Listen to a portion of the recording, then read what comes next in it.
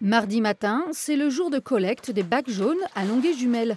Depuis avril, leur contenu est scruté avec une attention particulière.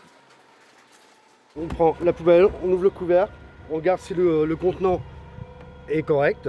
Donc s'il n'y a pas de présence de sacs noirs, d'ordures ménagères, verres, tout ce qui est hors emballage. Si c'est le cas, après on prend une petite étiquette qui est juste derrière. Et après nous on l'accroche généralement ici. Pour que la personne puisse voir qu'il y a eu un problème avec son conteneur. Le propriétaire est informé du type de déchets qui ne devrait pas être dans sa poubelle. L'objectif, améliorer la qualité du tri chez les particuliers. Tous les jours, un agent fait le tour d'un quartier différent de l'agglomération saumuroise pour identifier les mauvais trieurs.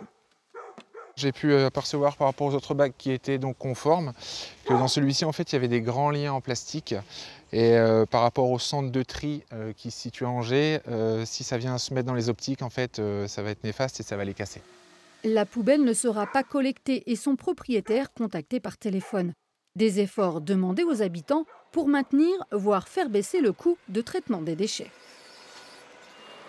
Après leur collecte, les emballages sont triés au biopôle de Saint-Barthélemy d'Anjou près d'Angers. Les déchets non valorisables devront repartir dans un autre centre. Ça arrive avec un camion ici, c'est trié, donc ça a un coût, et après c'est repris pour ceux qui ne seraient pas des déchets qui sont à leur bonne place, c'est repris pour être envoyé à l'AS dans les déchets ménagers à être brûlés. Donc ça fait des manipulations, des transports qui nous coûtent littéralement cher.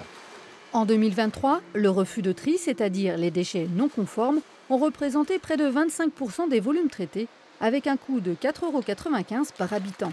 Près de 6 points de plus que la moyenne départementale qui est à 18%. Régulièrement, un échantillon de la collecte est trié manuellement pour faire le point sur la qualité du tri.